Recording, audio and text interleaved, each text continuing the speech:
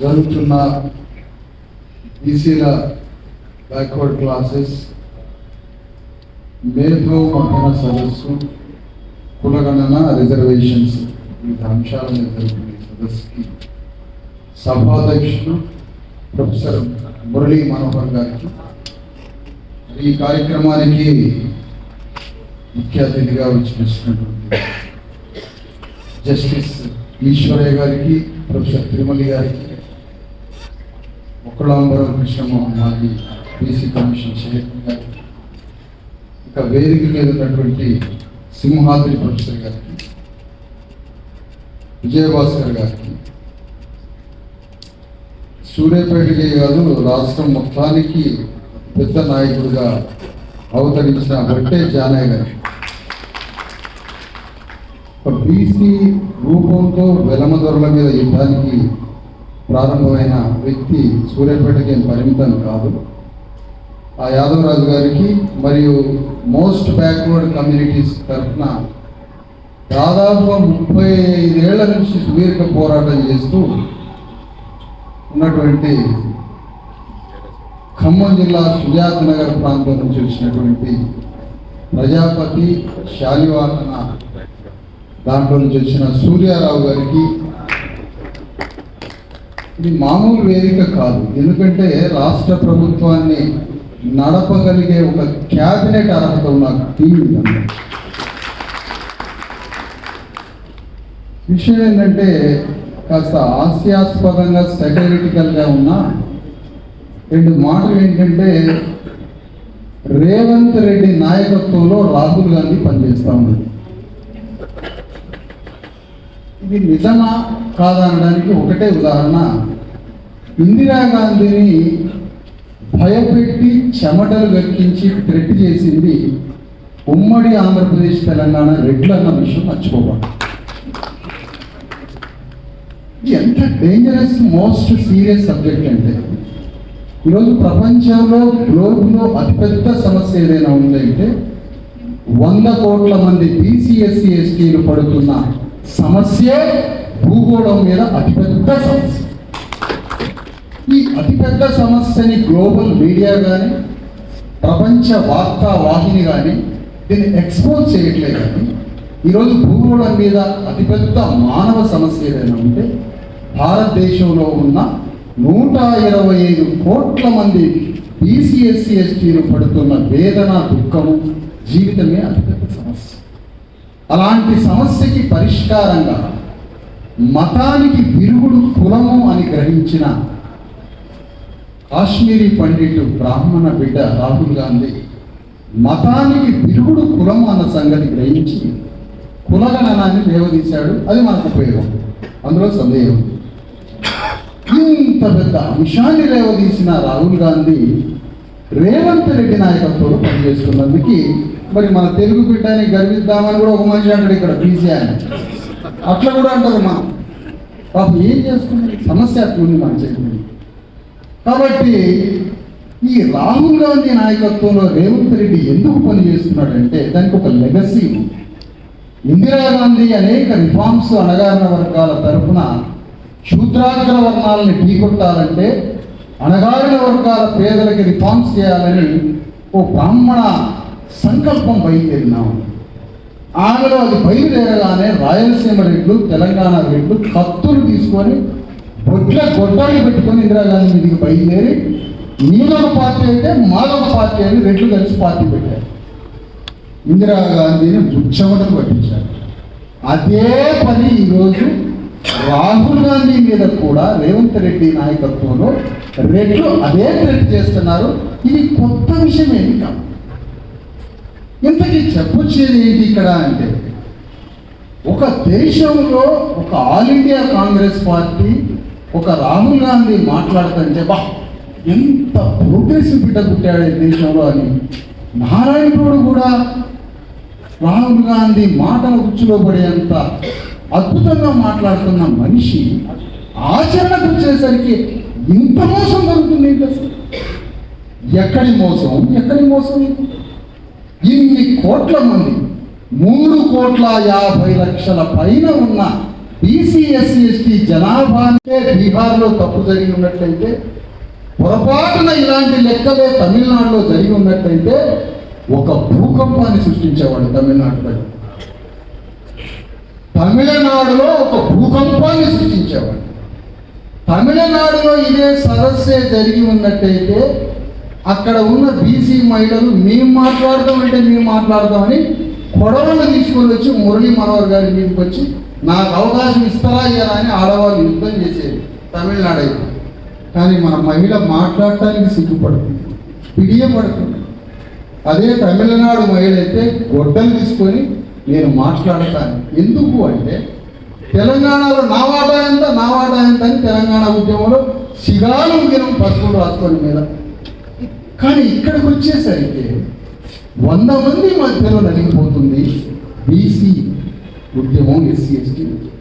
ఇంతకీ చెప్పొచ్చే విషయం ఏంటంటే అతి కొద్ది జనాభా ఉన్నటువంటి రెడ్డి వెలమ ఒక చిన్న గ్రూప్ 90% బీసీ ఎస్సీ ఎస్టీలకు ఎందుకు భయపడటం లేదనేది ఒక ఇంటలెక్చువల్ పాయింట్ ఇక్కడ. దానికి రాహుల్ గాంధీని కంట్రోల్ చేసే శక్తి, ఆ పొలిటికల్ మ్యాజిక్, ఆ పొలిటికల్ ఆ ఎనర్జీ ఏదో, ఆ గేమ్ అద్భుతంగా రేవంత్ రెడ్డి ఆడుతున్నాడు. రాహుల్ గాంధీని వంగ తీసుకొని తన గుప్పిట్లో పెట్టుకున్నాడు రేవంత్ రెడ్డి. అతను ఎంత మంత్రి కూడా మనం అర్థం చేసుకోవాలి. అంటే ఇక్కడ రాహుల్ గాంధీ ఎటువంటి పరిస్థితుల్లో రాహుల్ గాంధీ రేవంత్ రెడ్డికి శిరోధారి అని కాదు, రాహుల్ గాంధీ మాటని ఏమాత్రం లెక్క చేయడం లేదు అనేది ఇక్కడ చాలా స్పష్టంగా అర్థమైంది. రెండవ విషయం, మరి మనం మేధోపరమైనటువంటి బీసీ ప్రొఫెసర్లు ఇంత పెద్ద స్థాయిలో ఇంటలెక్చువల్గా జరుగుతున్నా ఏ మీటింగ్కి భయపడతాడా అంటే తిరిగి భయపడడం. అంటే రాహుల్ గాంధీకి భయపడడం లేదు, అత్యంత ప్రభావశీలురైనటువంటి ఒక మేధావుల బృందం ఒక దగ్గర కూర్చుంటే ఈ డిబేట్స్కి రేవంత్ రెడ్డి భయపడటం లేదు. సోషల్ మీడియాలో అనేక మీడియాలో పెద్ద డైలాగులు వస్తున్నాయి మా బీసీల తరఫున, ఏం సంగతి నీ సంగతి అని పెద్ద మీడియా మాటలు వస్తున్నాయి బీసీల తరఫు నుంచి. దానికి భయపడటం లేదు. దానికి ఎందుకు భయపడటం లేదంటే దాని అండర్ కరెంట్ ఏదో డీకోడింగ్ ఉంది. అంటే మనకి కోడింగ్ అర్థం కావాలంటే అది డీకోడింగ్ భాష రావాలి. ఆ నూజివీడు అటు సైడు మామిడి తోటల దగ్గర పండ్ల బేరం చేసేటప్పుడు పోకర్లు 2 చేతుల మీద కవర్ వేసుకొని చేతులు తిరుగుకుంటారు. అది డీకోడింగ్, అది అర్థం కాదు మనకి. అంటే వాళ్ళు ఎంత రేటుకి అమ్మాలి, ఎంత రేటు కొనాలి అనేది బయటికి చెప్పలేడు, ఏం చెప్పలేడు. 2 చేతుల మీద కవర్ చెప్పి లోపలికి తిరుగుకుంటారు, అదే భాష. ఈ సోషల్ మీడియాలో కూడా అగ్రవర్ణ రాజ్యంలో బీసీల వాటా ఎంత మీద డైలాగులు వస్తుంది, కానీ దాంట్లో ఒక డీకోడింగ్ ఉంటుంది. దానికి భయపడలేదు, దానికి భయపడలేదు, రాహుల్ గాంధీకి భయపడలేదు. ఈ ప్రభావశీలురైన అత్యంత హానెస్ట్ నిజాయితీ నుండి గుండెల్లో బీసీ ఎస్సీ ఎస్టీల మీద అనంతమైన ప్రేమ కురిపించే మేధావుల బృందం అయ్యాయి. మామూలు వ్యక్తులు కాదు. ఇది మన అదృష్టం, మన జాతి అదృష్టం. ఈ మూడింటికి రేవంత్ రెడ్డి ఎందుకు భయపడటం లేదు? కారణం ఏంటి? మామూలు విషయాలు అవి, ఈ చిన్న విషయం అవి. ఇక భయపడాల్సింది ఒకే ఒకటి, తెలంగాణ రాష్ట్రంలో అతిపెద్ద భూకంపం లాంటి ప్రజా ఉద్యమం బయలుదేరాల్సింది. అది ఎంత భయంకరమైన శబ్దం బయటికి రావాలంటే ఇప్పటి వరకు భూమి మీద ఏనాడు వినని ఒక శబ్దం మరొక పెద్ద శబ్దాన్ని వినిపించాలి. అది రానంత వరకు రేవంత్ రెడ్డి భయపడు. రాహుల్ గాంధీని కంట్రోల్ చేస్తున్నాడు, ఏఐసిసిని కంట్రోల్ చేస్తున్నాడు. తెలంగాణలో 3.5 కోట్ల మంది ప్రజల్ని కూడా లెక్క చేయడం. అతను భయపడాలంటే ఉద్యమం. తెలంగాణలో ప్రతి తల్లి ఇందులో మాకు వస్తుందారుగా, మా బిడ్డలకు ఉద్యోగాలు అవుతారుగా, ఇది ఆనాడు తెలంగాణ ఉద్యోగం, వంట వార్పులు, రోడ్ల మీద సాంబార్లు గింబార్లు చేసుకుని పాపం కోదండరామరెడ్డి గారిని ఒక మేధావి, ఇట్లాంటి మేధావులంతా ఈరోజు మన కరుమయ్యారు. చివరికి మన తల్లిదండ్రులు లాంటి మేధావులే ఉన్నారు. ఎవరు లేరు వాళ్ళు. స్వాతంత్రోద్యమం, తెలంగాణ ఉద్యమం, నిజాం నవాబు మీద ఉద్యమం, ఎలాంటి ఉద్యమాలు. గాంధీ మీటింగ్ పెడితే కోట్ల మంది జనం వచ్చింది. అందులో బ్రాహ్మణులు లేరు, వైశ్యులు లేరు, అంత బీసీ ఎస్సీ ఎస్టీ. వాటి మీద యుద్ధం, ఏ వర్ణాలు లేరు, అంత బీసీ ఎస్సీ ఎస్టీ. కానీ నిజాం నవాబు యుద్ధం కన్నా ముందు, భారత స్వాతంత్ర ఉద్యమం కన్నా ముందు తమిళనాడులో మా బీసీల వాటా ఎంత అని అత్యంత పెద్ద యుద్ధం తమిళనాడులో మొదలైంది. ఏం చేయలేదు. కానీ ఆ వాసన కూడా మన దగ్గరికి రాకపోయాయి. జ్యోతిరావు ఫులే పక్కన మహారాష్ట్రలో ఉద్యమం చేస్తే ఆ వాసన ఇక్కడికి రాకపోయాయి. సోవియట్ రష్యాలో మొదలు కాగానే టెలిగ్రామ్ రానే వచ్చింది ఇక్కడ రేట్లకి కమ్ములకి, మనకి మాత్రం రాలేదు. పక్క రాష్ట్రాల్లో ఉద్యమం మనకి రాదు. ఇప్పుడు యుద్ధ ప్రాతిపదికన చేయాల్సింది ఏంటంటే, ప్రభావశీలురైన ఇంత పెద్ద హృదయము, మానవత్వము, బీసీలంటే ప్రాణమిచ్చే, ఎస్సీ ఎస్టీలంటే ప్రాణమిచ్చే ఇంత గొప్ప మేధావులకి భయపడని రేవంత్ రెడ్డి సోషల్ మీడియాలో ప్రజల డైలాగులు డీకోడింగ్కి అర్థం కానీ డైలాగులకి భయపడట్లేదు. రాహుల్ గాంధీకి భయపడట్లేదు. ఇక చేయాల్సింది ఉద్యమ కార్యాచరణ.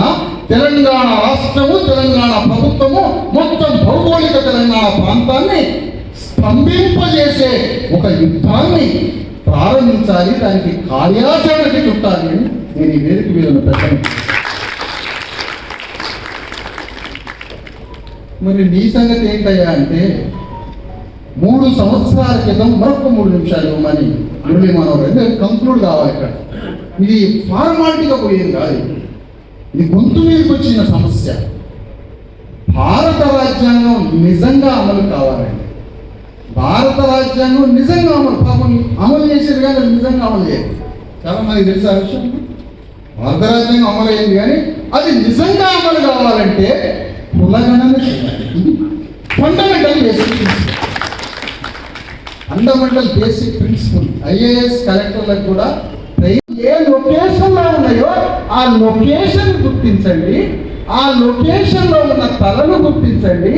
ఆ తలకి బట్ట ఉందా, పొట్ట ఉందా, తిండి ఉందా, గొడ్డు ఉందా, గోర ఉందా, భూమి ఉందా అని లెక్క పెట్టండి అని ఐఏఎస్లో చెప్తారు పాఠం. ఈ పాఠం ఎక్కడి నుంచి తీసుకున్నారు అంటే, రిపబ్లిక్ కంట్రీ నుంచి తీసుకొని బ్రిటిష్ వాడు ఈ దేశానికి వచ్చి ఫస్ట్ లెక్క పెట్టి, ఆ లెక్క కావాలయ్యా రాజ్యాంగం అమలు చేయాలంటే. ఆ లెక్క తేలనంత వరకు రాజ్యాంగం అమలు కాదు. రాజ్యాంగం అమలైతే కానీ PCSలు బతికి పట్టగట్టదు. లేకపోతే టీవీ వచ్చి చచ్చేది మనమే, రోగాలు వచ్చి చచ్చేది మనమే, హాస్పిటల్ లేక చనిపోయేది మనమే.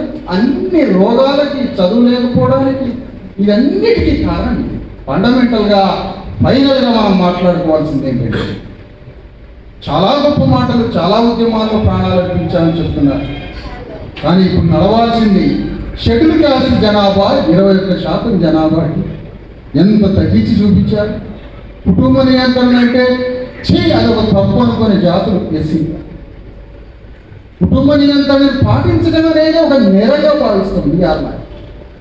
అలాంటి మన ప్రజలు ఇంత విస్తృతంగా జనాభా పెరుగుతుంటే బీసీలని తగ్గించి 20 లక్షలు, ఎస్సీలని తగ్గించి ఓసీలని పెంచారంటే ఇంత బహిరంగంగా మనమంటే ఎవరికి భయం లేదు.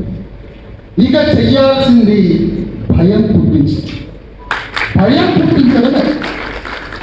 ఆ భయాన్ని పుట్టించి రాష్ట్రాన్ని దిగ్బంధం చేసే ఒక యుద్ధ కార్యాచరణను మనం మొదలు పెడితే, ఒక బీసీ ఎస్సీ ఎస్టీ రాజ్యాధికార సాధన చేసి మనిషిగా, ధర్మ సమాజ్ పార్టీ వ్యక్తిగా, తెలంగాణలో 3.5 సంవత్సరాల క్రితం స్వరాజ్య పాదయాత్ర అని ఒక యుద్ధాన్ని ప్రారంభించి, ఈ తెలంగాణ రాజ్యంలో చాకరోళ్ల వాటా ఎంత, మంగళోళ్ల వాటా ఎంత, గొల్లోళ్ల వాటా ఎంత, ముదిరాజుల వాటా ఎంత అని ఒక్కొక్క కులం యొక్క భూమిలో, రాజ్యంలో, సంపదలో ఒక్కొక్క కులం వాటా ఎంత అని తెలంగాణలో ఉన్న 10,000 గ్రామాలలో ఒక విస్ఫోటనం లాంటి మూమెంట్ బయలుదేరి, పుట్ట పగిలిందా, గట్టు తెగిందా అన్నట్టుగా తెలంగాణ రాష్ట్రం అంతా ప్రజాస్వామ్య చైతన్యాన్ని రగిలించిన ఒక ధర్మ సమాజ్ పార్టీ కార్యకర్తగా ఏ యుద్ధ కార్యాచరణ ఇక్కడ మీరు తయారు చేసినా 10,000 గ్రామాల్లో 1,00,000 మంది కార్యకర్తలను నడిపించే బాధ్యత తీసుకుంటారు. ఎందుకంటే పనంతా గ్రౌండ్లో జరుగుతాం. ఈ మేధావుల బృందాల సదస్సులకు నేను ఎప్పుడూ రాలేదు, కానీ ఈ మధ్య తరచూ వస్తున్నా. ఎందుకంటే ఈ ఉద్యమంగా పైకి ఇది యుద్ధంలో బయలుదేరాలి. ఖచ్చితంగా చర్చ చేశాము. ఈ చర్చని తీర్మానాలు తీసుకుపోయి రేవంత్ రెడ్డిని ఎవరిని కలుస్తారో కలిసి, అయ్యా ఇదంతా తప్పుల తడకగా జరిగింది, ప్రపంచంలో అతిపెద్ద అబద్ధం, అతిపెద్ద తప్పు, అతిపెద్ద మోసం ఏదైనా ఉంటే ఇగో ఈ కులగణనే, ఇది సరి చేసుకో నాయన, సరి చేసుకోకపోతే నీ ఊపిరి తీస్తామని చెప్పొద్దాం. ఆ ఊపిరి తీయడానికి ఆ యుద్ధ కార్యాచరణని ఇక్కడ దాన్ని అమలు చేసే ఒక రూపాన్ని తయారు చేయాలని పెద్దలందరినీ కోరుతున్నా. మామూలు ప్రొఫెసర్లు కాదు మనకు దొరికిన వాళ్ళు. ఒక్కొక్క ప్రొఫెసర్ మన కోసం ఇది ముఖస్థుతిగా లిప్ మూమెంట్లో మాట్లాడట్లేదు. ఇక్కడ జస్టిస్ ఈశ్వరయ్య గారు ఉన్నారు. ఇప్పుడు మనకి కాన్స్టిట్యూషన్ రాశారు, యాక్ట్ 80% రిజర్వేషన్లు కావాలన్న స్థాయిలో డాక్యుమెంట్ తయారు చేసిందో యాక్ట్ రాజ్యాంగం అనే ఒక ప్రామాణికంతో మనం అర్జెంటుగా కులగణన తప్పులను సరిదిద్దుకోవాలి. వెంటనే మనం 70% నుంచి 80% రిజర్వేషన్స్ PCSC ST కావాలని అసెంబ్లీలో తీర్మానం చేయించుకొని దాన్ని పార్లమెంట్లో ఆమోదించుకొని 9th షెడ్యూల్లో పెట్టించి తమిళనాడు కన్నా పెద్ద రిజర్వేషన్స్ పొందాల్సిన ఒక చట్టాన్ని అంబేద్కర్ లాంటి స్థాయిలో ఎదిగిన ఈశ్వరయ్య గారు తయారు చేశారు. దాన్ని అమలు చేసుకోవద్దు. ఎంత పెద్ద పని మీద పడింది మన మీద. అందుకని ఇమీడియట్గా గవర్నమెంట్ దృష్టికి తప్పుల తడకను చూపించాలి, దాన్ని మార్చుకోమని చెప్పాలి, వెంటనే యుద్ధ కార్యాచరణ మొదలు పెట్టాలి. ఆ యుద్ధంలో కులగణను సంపూర్ణంగా అమలు చేయించి ఇమీడియట్గా మనం పార్లమెంటు వేదికగా తెలంగాణలో భారతదేశంలోని అత్యంత ఎక్కువ జనాభా ఉన్న PCSC STలకి 70 నుండి 80% రిజర్వేషన్స్ ని పెంచుకొని 9th షెడ్యూల్లో పెట్టుకొని బాగుపడే కార్యాచరణని రూపొందించుకోవాలని కోరుతూ మీ అందరూ